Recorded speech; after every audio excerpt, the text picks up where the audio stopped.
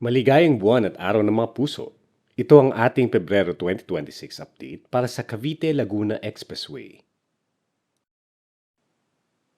Narito ang kasalukuyang estado ng Calax batay sa ating dokumentasyon para sa buwan ng Pebrero 2026.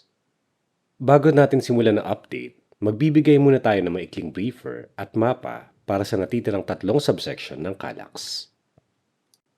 Sa ngayon, tatlo na lamang ang natitirang subsection ng Calax na hindi pa tapos bago tuluyang mabuo ang humigit kumulang na 45 kilometro nitong alignment bilang Cavite-Laguna Expressway.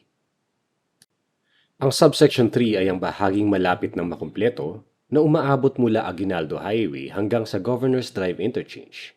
Ito ay may habang halos 8 kilometro. Ang subsection 2 ay mula Governor's Drive Interchange hanggang Open Canal Interchange at may haba na halos 10 kilometro.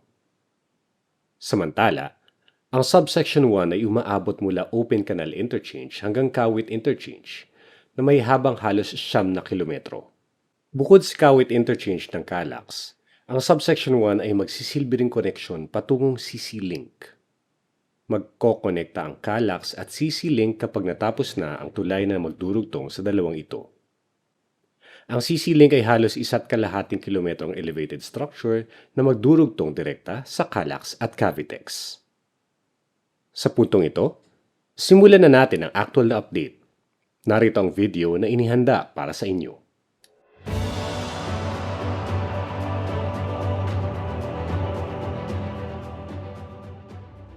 Ito ang kasalukuyang estado ng Aguinaldo Interchange kung saan nabuhusan na ng konkreto ang mga natitirang rampa.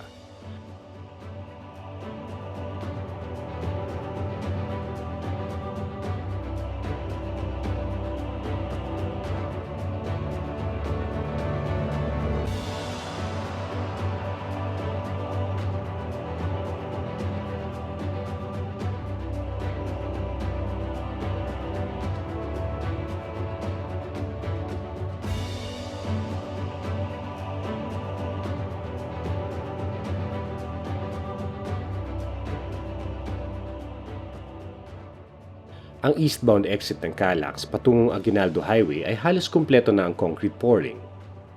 Konting pag-iintay na lamang at matatapos na ang karamihan ng mga aktibidad sa subsection 3.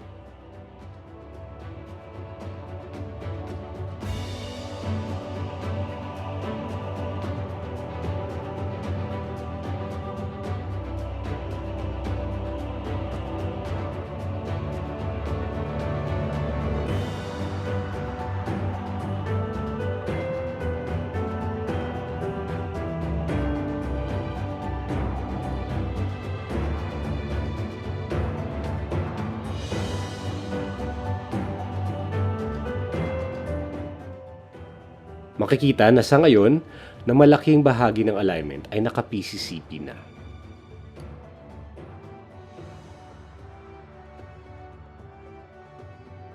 Mayroon pang iba't ibang natitirang gawain ng contractor sa subsection na ito, kabilang ang finishing works at iba pang supporting components. Marami pang miscellaneous works ang kailangang tapusin ng contractor, kabilang na ang fencing activities upang ma-secure ang buong alignment.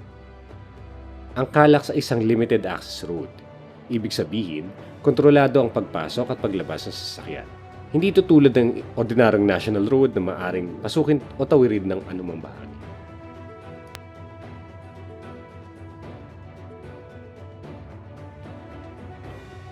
Sa isang limited access expressway tulad ng Calax, kontrolado ang pagpasok at paglabas ng mga sasakyan at tanging sa mga designated interchanges at ramps lamang maaaring dumaan. Mayroong right-of-way fencing upang maiwasan ang illegal entry, pagtawid ng mga pedestrian, at pagpasok ng mga hayop o unauthorized vehicles. Mahalaga ang perimeter security na ito upang matiyak ang kaligtasan ng mga motorista at mapanatili ang maayos at tuloy-tuloy na daloy ng trapiko.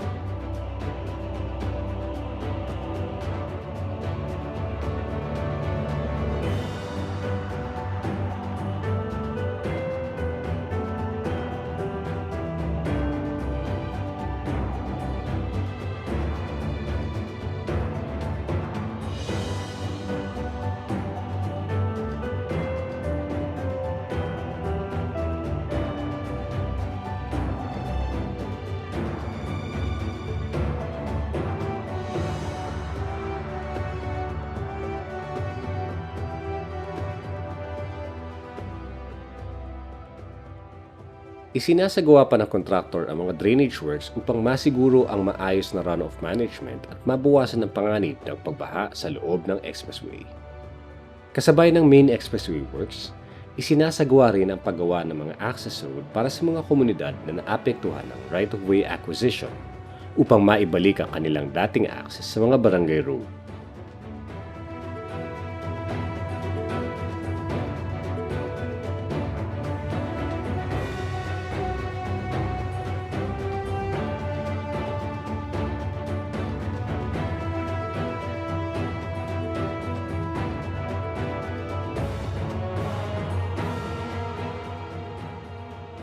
Umaandar na ang construction ng service road sa bahagi ng Overpass Bridge 4 na kilala bilang Kasuyan Overpass.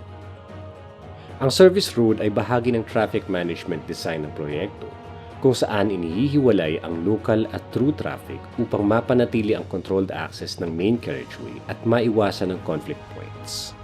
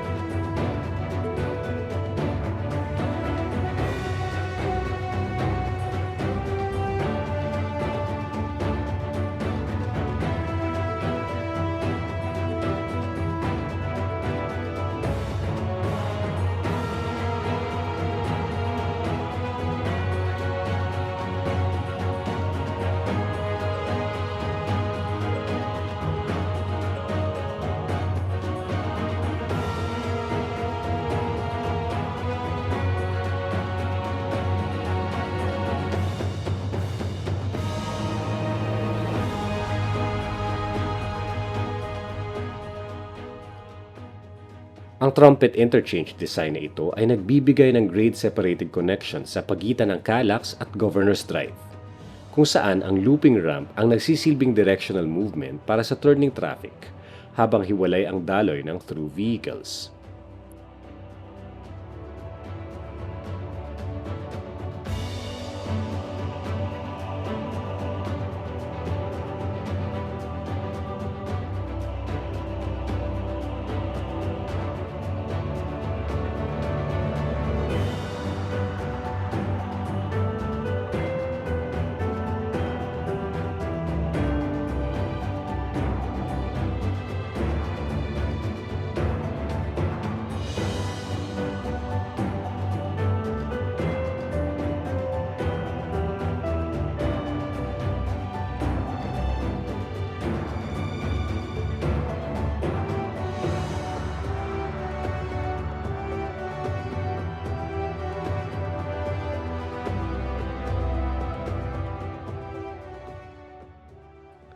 Mangangailangan ng maayos na traffic management ang junction ng Governors Drive at Calax dahil inaasahang magiging mataas ang volume ng sasakyan sa area na ito kapag fully operational na ang interchange.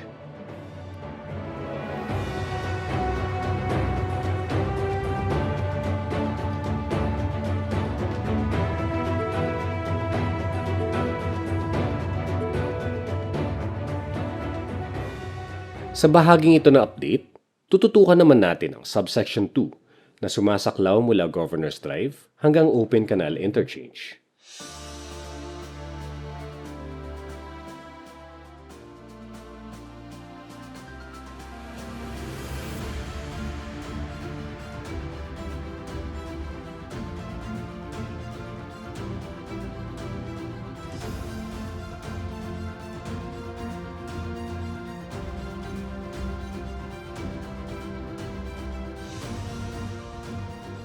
Isinasagawa pa ang construction ng Waterway Bridge 8 na kabilang sa mga natitirang bridge structures sa buong Calax alignment na hindi pa naisa sa ilalim sa girder installation.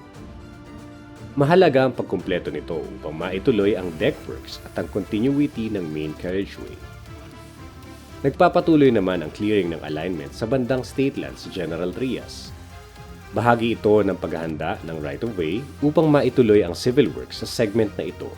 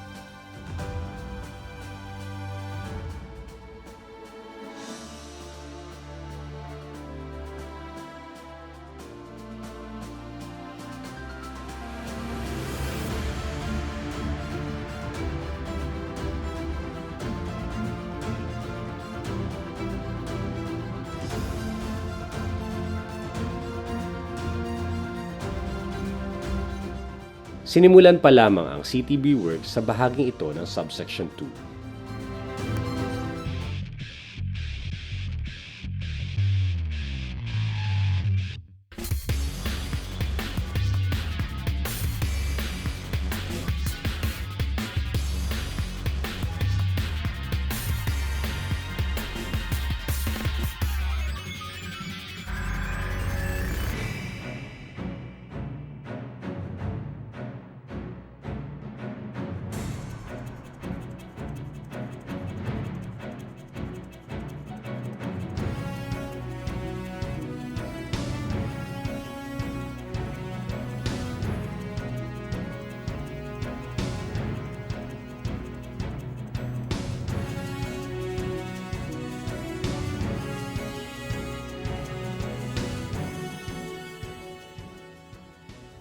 Ang cement-treated base o CTB ay ilalagay sa ibabaw ng naihandang subgrade bilang pangunahing base layer ng pavement.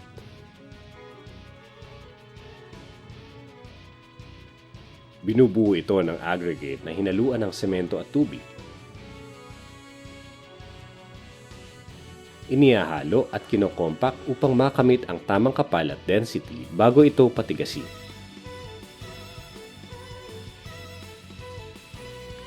Ginagamit na ng CM Pancho Construction Incorporated ang kanilang Gumaco paving machine sa segment na ito.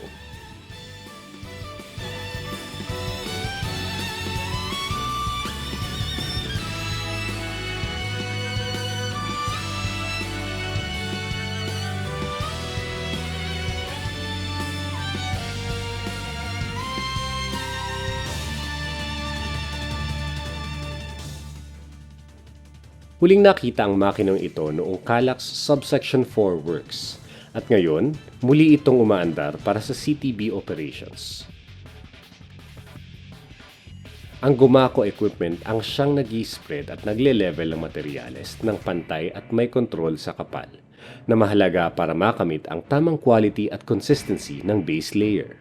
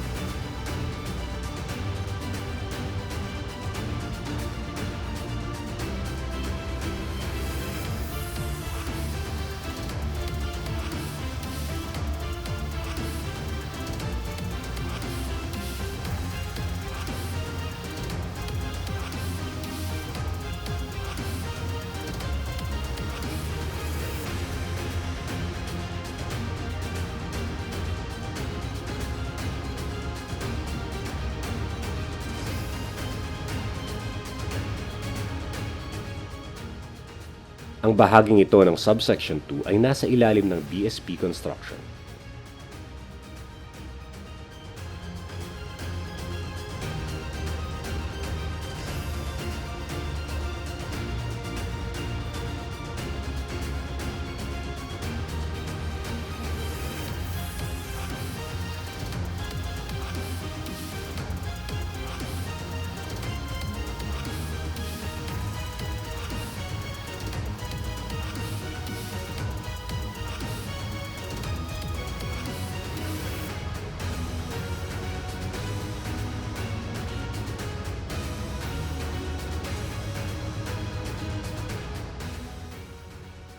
Sa bandang ito ay may nakaplanong future additional interchange.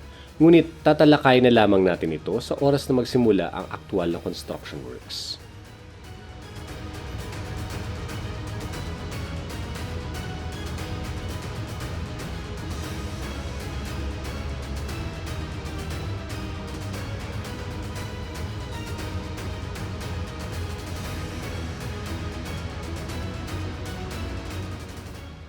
Sinimula na nila ang CTB work sa segment na ito at dinala ang kanilang Vertgen equipment para sa subsection 3 upang gamitin sa paving operations.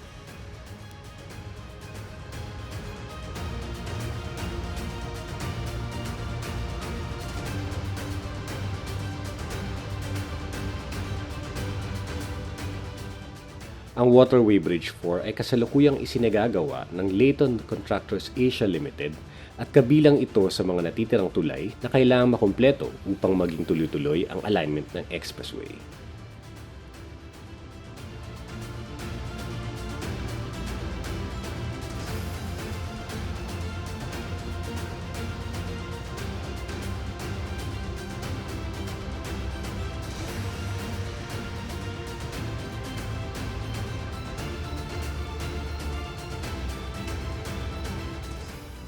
Makikita sa footage ang patuloy na embankment works at paghahanda ng main alignment. Isinasagawa ang paglalatag at pag-compact ng filling materials upang maabot ang required elevation ng expressway.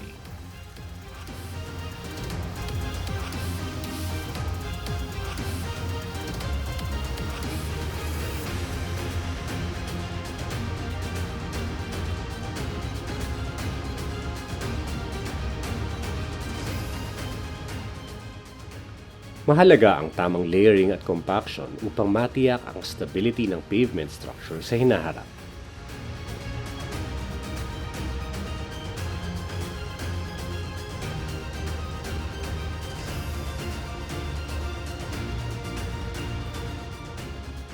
Unti-unti nang nabubuo ang profile ng carriageway sa segment na ito.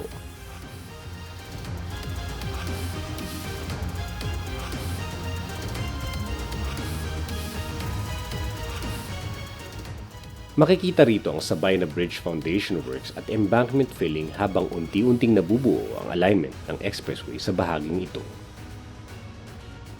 Na-clear na rin ang dating guardhouse ng katabing subdivision bilang bahagi ng right-of-way acquisition upang mabigyang daan ang main alignment ng expressway.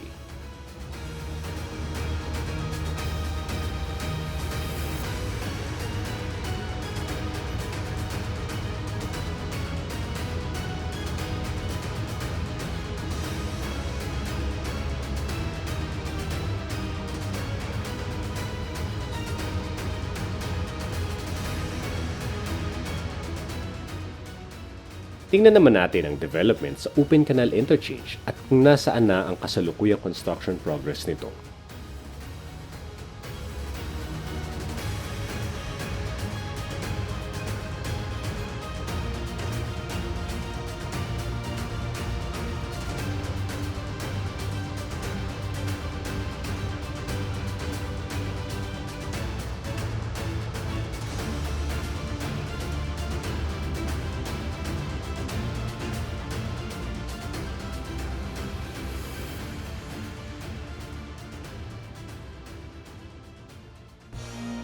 Silipin naman natin ang ibang bahagi ng Subsection 1. Ang Subsection 1 ay sumasaklaw mula Open Canal Interchange hanggang Kawit Interchange.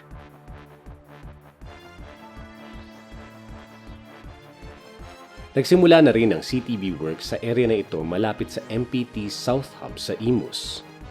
Makikita sa footage ang paglalatag at pag-compact ng CTB bilang paghanda sa susunod na pavement layer ng expressway.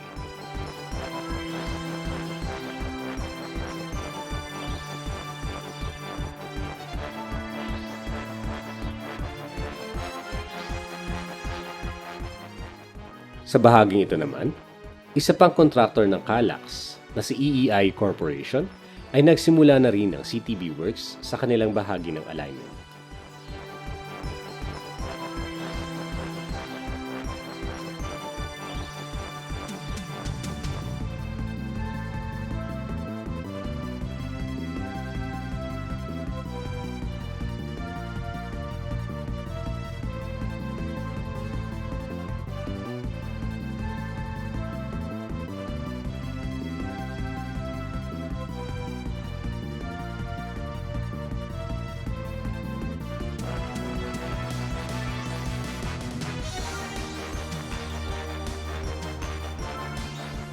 Umaandar na ang girder installation sa R1 Expressway Bridge, kung saang unti-unti nang inilalagay ang mga structural girders na magsisilbing pangunahing suporta ng bridge deck.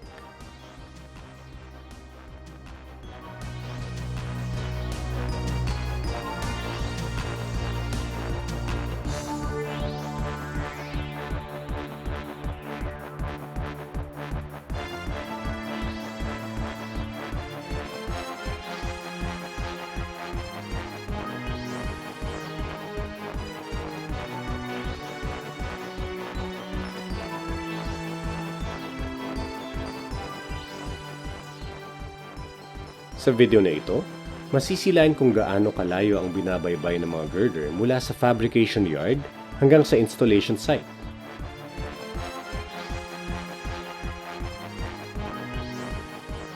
Kabilang ang maingat na logistics at koordinasyon sa pagbiyahe ng mga ito.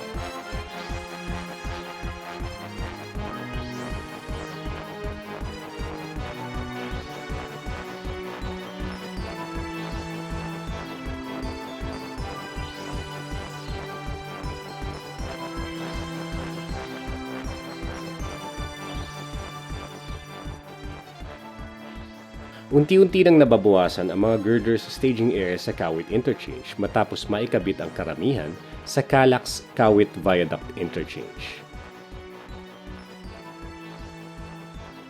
Sa pag-usad ng girder installation, mabibigyang daan na rin ang pagpapaganda at reconfiguration ng interchange area, kasama ang construction ng bagong access road papuntang Toklong.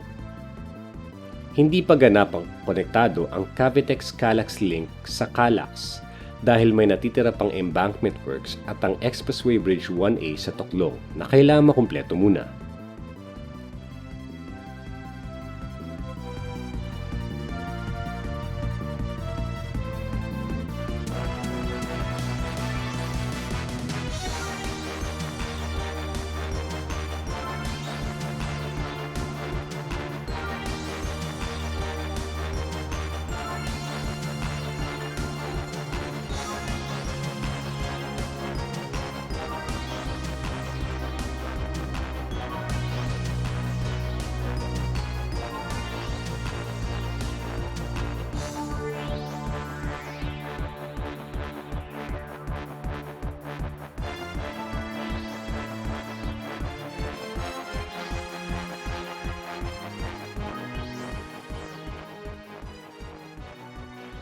Makikita sa malayo na nagsimula na ang asphalt paving sa viaduct ng Cavitex-Calax Link Expressway.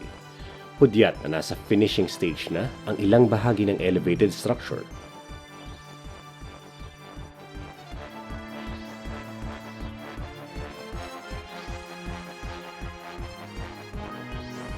Maraming salamat sa patuloy na pagsubaybay. Mabilis ang paglipas ng panahon. Parang kahapon lang ay sinalubong natin ang bagong taon. At ngayon naman, nasa buwan na tayo ng mga puso.